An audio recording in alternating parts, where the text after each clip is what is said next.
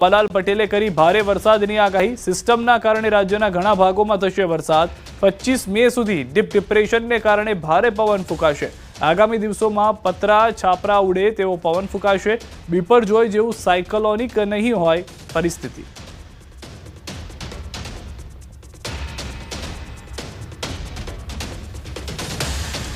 આ સિસ્ટમના કારણે રાજ્યના ઘણા ભાગોમાં વરસાદ થઈ શકે। સૌરાષ્ટ્રના ઘણા ભાગોમાં ભારે વરસાદ થવાની શક્યતા રહેશે, પરંતુ આ સિસ્ટમ લગભગ હમણાં 25 તારીખ સુધીમાં વાવાઝોડું ડીપ ડિપ્રેશનની અસરના કારણે ભારે પવન ફૂંકાશે। કાચા મગના સપના ઉડી જાય એવો પવન ફૂંકાશે। ઢોરવાડામાં રાખેલા ઢોરના ઘેટા બકરાના બચ્ચા ફાંગોળી જાય તેવો પવન ફૂંકાશે।